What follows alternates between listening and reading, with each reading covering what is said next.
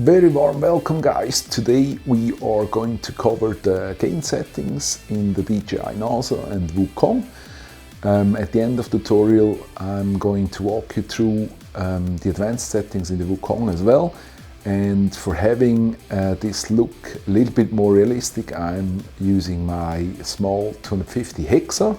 So this little thing here is going to be our guinea pig for today. And what we do first is obviously connecting the battery. So this is really working. And then connecting the USB and getting the Naza up and running. So now let's go from parameter to parameter. Generally spoken, the best thing is that you start with 100 and then decrease or increase the gain so it fits the stability you want to achieve. In general, when you do filming, you want to have the gains lower, and if you do speed flying, obviously you want to have the reactions of your multi-rotor quicker and sharper. So starting with pitch on the basic gain. So this affects primarily your forward and backward movement.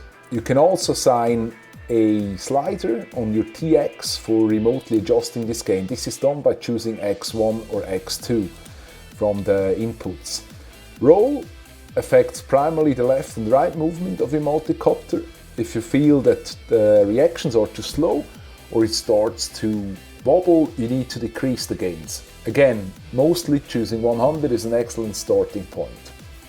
Yaw and tail movement is referring to the ability of a multicopter yawing by altering the speed of opposite propeller spinning to increase torque in one direction or the other. With decreasing or increasing, you will see sharper or softer stops depending on your settings. Moving to vertical, there are basically two aspects. First one is the ability to move back to level or self-leveling itself from a given position. So the adjustment is basically done with visually confirming two things. First, by adjusting the basic parameters and hovering the multi-rotor in front of you, you're also making sure that the height of the hover is chosen appropriately so that the downward shift of the props are not affecting stability. Then check how well the multi-rotor can lock his attitude when throttle is at center position. Second, fly the multi-rotor in a straight line and check if the height of the system is decreasing. If this is the case, you need to go up with this gain value.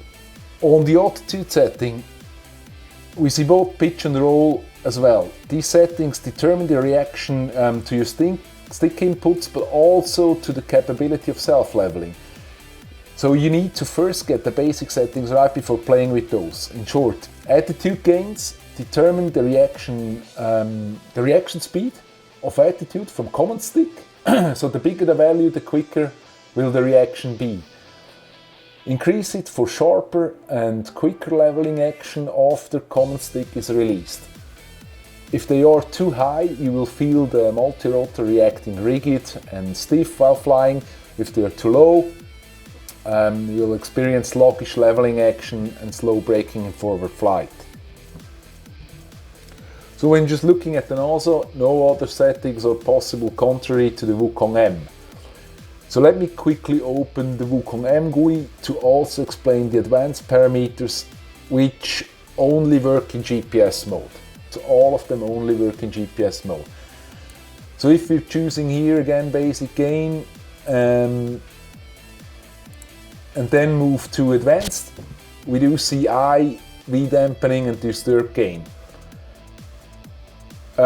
First focusing on the I, this is referring to the error compensation rate in an aircraft static case. For example, it can be used for forward flight, so there are headwinds and tailwinds. Increase the I setting for strong headwinds and decrease them for strong tailwinds. Second that we see is the V-Dampening or velocity dampening, which works only in GPS setting as well. So this determines basically how quick the brakes are applied when you stop descending or start ascending or stop ascending. Increase this value if you want your cockpit to stop more quickly, and too large or too small values will lead to hover instability in GPS mode, as I experienced. And last but not least, what we see here is the so-called disturb gain, which is supposed to keep a precise GPS location when switching from AT to GPS mode. So in short, this is basically referring to the aggressiveness of the GPS position hold. So with that, I'd like to thank you not only for watching but also for listening. There will be some new stuff coming up soon with the Eagle 3 Vector that I'm going to build in a Skywalker X8 and then walk you through the different settings. So stay tuned.